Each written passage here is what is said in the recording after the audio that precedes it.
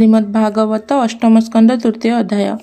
କେକରେ ପଦ୍ମବୀଜ ମାଳ ତିଳକ ଶୋଭଇ କପାଳ ଗଳାରେ ତୁଳସୀର ମାଳ ହୃଦେ ଲମ୍ବଇ ବନମାଳ କୃଷ୍ଣ ଗୋପାଳ ନର ହରି ନାମ ଡାକନ୍ତେ ଉଚ୍ଚ କରି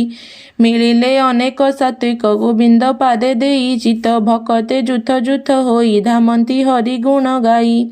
କଶ୍ୟପ ଆଦି ପ୍ରଜାପତି ସଙ୍ଗତେ ଘେନି ବେଦପତି ଧବଳ ପକ୍ଷ ବିହଙ୍ଗମ ଆରୋହୀ ଚଳନ୍ତି ସୋଧାମ ଅମର ସିଦ୍ଧ ମୁନି ସଙ୍ଗେ ମିଳିଲେ କୃଷ୍ଣ ପାଶେ ରଙ୍ଗେ କେହି କରନ୍ତି ଶଙ୍ଖ ନାଦ କେ ବେଣୁ ବଜାନ୍ତି ଆନନ୍ଦ କଂସାଳ ତାଳ ବେଦ ବାଦ୍ୟ କେ ବୀଣା ମର୍ଦ୍ଦଳ ଶବଦ କେ ସିଂହ ବାଏ ନାନା ମତେ କେହୁ କାହାଳିୟ ବିରତେ ବାଦ୍ୟ ଶବଦ ଧ୍ୱନି ଘୋଷି ଦେଖନ୍ତି କୃଷ୍ଣ ମୁଖ ଶଶୀ କେତେହେଁ ମୁନି ଗୀତ ଗାଇ ନୃତ୍ୟ କରନ୍ତି ଭାବଗ୍ରାହୀ କେ ଅବା ଗୀତେ ହୋଇ ମତ ଗୋବିନ୍ଦ ପଦ୍ମପାଦେ ଚିତ୍ତ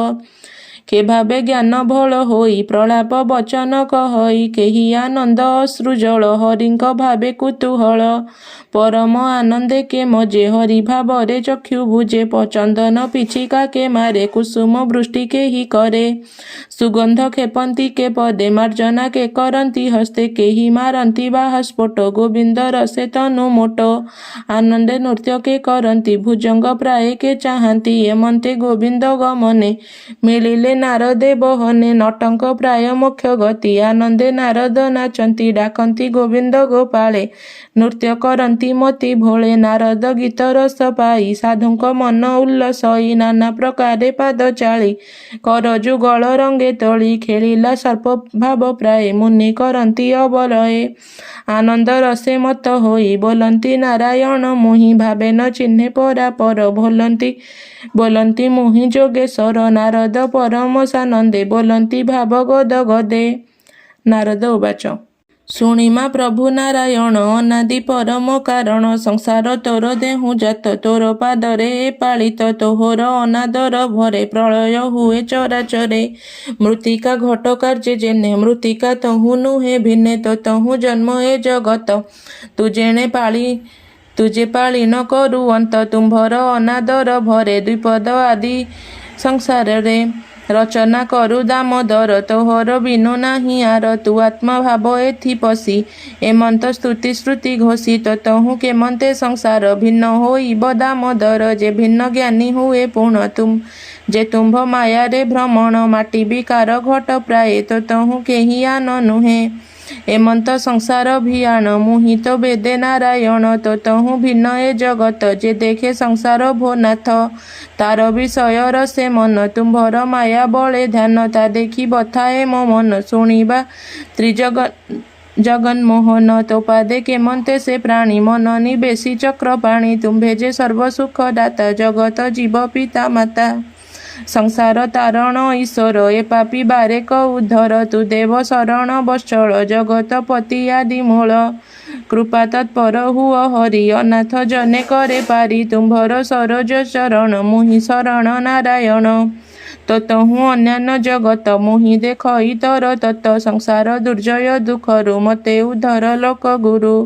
ଅରୁଣ କରୁଣା ନିର୍ଭର ତରୁଣ ତରଳ ସମୀର ବିକଚ ଜଳ ଜଲୋଚନ ମୋଠାରେ କର ଅବଧାନ ଏମନ୍ତ ନାରଦଙ୍କ ସ୍ତୁତି ହୃଦୟରେ ଧରି ଲକ୍ଷ୍ମୀପତି ସଦୟ ହୃଦୟ ଲୋଚନ ନାରଦେ କଲେ ଅବଧାନ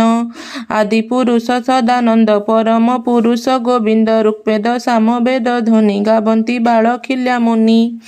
ଅଥର୍ବ ଯଜୁର୍ବେଦ ମତେ ସ୍ତୁତି କରନ୍ତି ଭକ୍ତି ତନ୍ତ୍ରେ ନାନା ପୁରାଣ ସ୍ତୁତି ସ୍ତବ ପଢ଼ିକେ କହେ ହରି ଭାବ ଭାଷା ପ୍ରବନ୍ଧେ ଗୀତ ଛନ୍ଦେ କେ ଭାବ ଗୋବିନ୍ଦ ଆନନ୍ଦେ କେ ହରି ଭାବର କୀର୍ତ୍ତନ ଲମ୍ପଟେ କରନ୍ତି ନର୍ତ୍ତନ ସନକ ସନାତନ ଆଦି ସେ ଋଷି ସଂସାରେ ପ୍ରସିଦ୍ଧି ଗୋବିନ୍ଦ ଭାବେ ଦିଗମ୍ବର ସ୍ତୁତି କରନ୍ତି ନିରନ୍ତର ମଗଧ ସୁର ମୁନି ସଙ୍ଗେ ଆଦି ପୁରୁଷ ଭାବେ ରଙ୍ଗେ ଏମନ୍ତ ଗୋବିନ୍ଦର ପାଶେ ନମସ୍ତେ ସେବନ୍ତି ହର ସେ ବିଜେ କରନ୍ତି ଚକ୍ରଧର ଯେ ଜଳେ ଅଛି କରିବର ଯେ ଗିରି ହ୍ରଦେ ଅଛି ଗଜ ବିଜୟ କଲେ ଦେବରାଜ ତହିଁ ଯେ ଥିଲେ ମୁନି ଜନ ଜାଣିଲେ କୃଷ୍ଣ ଆଗମନ ଦେବଙ୍କ ଦେବ ସେ ପୁରାଣ ସମାଧି ଛାଡ଼ି ମୁନି ଗଣ ବିଭ୍ରମ ହୋଇ ବେଗେ ଉଠି ଗୋବିନ୍ଦ ପାଦେ ଦେଇ ଦୃଷ୍ଟି ପ୍ରଣାମ କରନ୍ତି ସୁମରି ଭକତ ଭାବେ ଭାବ ଭରି ଯେ ହରି ପୁରାଣ ପୁରୁଷ ଲକ୍ଷ୍ମୀର କାନ୍ତ ହୃଷିକେଶ ଯୋଗୀ କଳ୍ପନା ନିର୍ବିଷୟ ସଚ୍ଚିଦାନନ୍ଦ ନିର୍ବିଜ୍ଞେୟ ଯେବା ତେବେ ଯା ଧ୍ୟାନେ ନ ପାଇଲେ ମୁନିତା ନୟନେ ଦେଖିଲେ ଦୁଃଖେ ଯାହାର ଦର୍ଶନ ଯାହାର ଅତି ସୂକ୍ଷ୍ମ ଜ୍ଞାନ ତାହାକୁ ଦୁଃଖେ ସେ ନିରୂପି ନିଶ୍ଚଳ ହୃଦେ ଯାକୁ ସ୍ଥାପି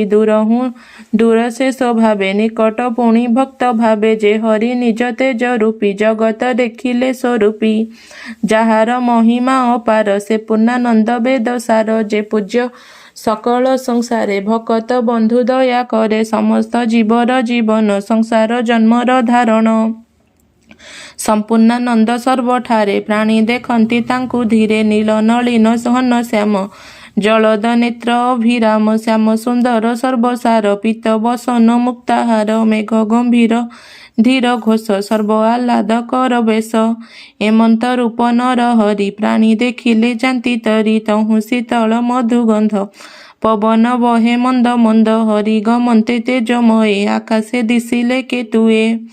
ନାନା ପ୍ରକାରେ ବାଦ୍ୟନାଦ ବେଗେ କରନ୍ତି ପ୍ରତିପଦ କାହାଳି ନାଦ ମନୋହର ପ୍ରସ୍ଥାନ କଲେ ଚକ୍ରଧର ଏକ ଆରେକ ଗୀତ ବାଦ୍ୟ ହରସ ପରମ ଆନନ୍ଦେ ଶୁଭଇ ପାଞ୍ଚଜନ୍ୟ ସ୍ୱର ସୁସ୍ୱର ମଧୁର ଗଭୀର ଗୋବିନ୍ଦ ଶରୀରୁ ସୁଗନ୍ଧ ଦିଗେ ପ୍ରସରେ ମନ୍ଦ ମନ୍ଦ ଯେ ଅଙ୍ଗ ସୌରଭ ଅଦ୍ଭୁତ ଆଘ୍ରାଣେ ଆନନ୍ଦ ଜଗତ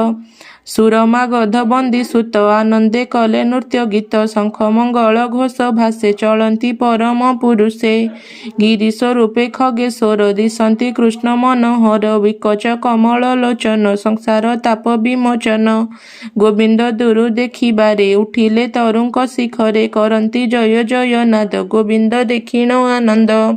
ନିକଟେ ଦେଖିଲେ ମାଧବ ବୃକ୍ଷି ଓହ୍ଲାଇ କଲେ ଭାବ ଦିଗ ବିଦିଗେ ଯେତେ ଜନ କରନ୍ତି ଜୟ ଜୟ ସନ କେହି ଉଠଇ କାଉ ପରେ ଅତି ହରଷେ ସ୍ନେହ ଭରେ ଗିରି ଗରିଷ୍ଠ ଖଗେଶ୍ୱର ସୁସ୍ୱର ମଧୁର ଗଭୀର ଖଗ କନ୍ଧରେ ନର ହରି ଆକାଶେ ଥିଲେ ଯେ ସଞ୍ଚରି ତହିଁ ଉତାରୁ ଭଗବାନ ଶୁଙ୍ଖିଲା ଶତ ଶଙ୍ଖ ସୋନ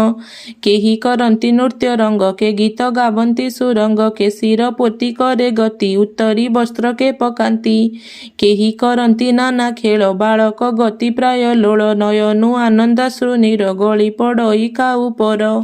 କାହାର ତନୁ ଲୋମ ରାଜି ଭାବ ପୁଲକରେ ବିରାଜି ଏମନ୍ତ ଜଗତର ଜନ ଗୋବିନ୍ଦ ସଙ୍ଗତେ ଗମନ କେହି କରନ୍ତି ଗୀତ ନାଦେ ପ୍ରଣାମ କରେ କେ ଆନନ୍ଦେ କାହାର ମତି ନୃତ୍ୟ ରସେ କେ କୃଷ୍ଣ ଗାବନ୍ତି ହରସେ କେହି ହରସେ ସ୍ତୁତି କରେ କେ ହରି ଶୁଣନ୍ତି କର୍ଣ୍ଣରେ ଏମନ୍ତେ ତିନି ଲୋକ ପ୍ରାଣୀ ଭକତ ମଧ୍ୟେ ପରିମାଣୀ ହରି ସଙ୍ଗତେ ସେ ଚଳନ୍ତି ଆନନ୍ଦ ରସେ ବୁଡ଼ିଥାନ୍ତି ହରି ପ୍ରବେଶ ଗିରିବରେ ଦୟାର୍ଦ୍ର ଭକତ ଉଦ୍ଧାରେ ଦେଖିଲେ ସରୋବର ଜଳେ ଗଜେନ୍ଦ୍ର ଡାକଇ ଆକୁଳେ ଜଳରେ ହୋଇଅଛି ମଗ୍ନ କେବଳ ଦିଶଇ ବଦନ ସୁବର୍ଣ୍ଣ ପଦ୍ମ ଉଚ୍ଚେ କର ଡାକଇ ରଖ ଚକ୍ରଧର କୁଞ୍ଜର ମାନେ ଦେଖୁଛନ୍ତି ବିକଳେ ରୋଦନ କରନ୍ତି ଡାକନ୍ତି ରଖ ରଖ ହରି ଗ୍ରାହ ମୁଖରୁ କର ପାରି ଏମନ୍ତେ ଗଜଯୁଥ ବାଣୀ ଶୁଣି ଚତୁର ଶିରୋମଣି ଭକତ ବର ଗଜପତି ଆରତ ଦେଖିଣ ଶ୍ରୀପତି କରୁଣା କଲେ ଭଗବନ୍ତ ଯାହାର ନାହିଁ ଆଦି ଅନ୍ତ ଗଜେନ୍ଦ୍ର ସରୋବର ଜଳେ ଗ୍ରାହ ଗ୍ରାସିତ ପାଦମୂଳେ ଦେଖଇ ଗରୁଡ଼ ପୁଷ୍ଟର ଆକାଶେ ବିଜେ ଚକ୍ରଧର ପଦ୍ମ ସହିତେ ଥୋର ହସ୍ତ କଷ୍ଟରେ କଲା ଶିରଗତ ବୋଲଇ ନମ ଭଗବାନ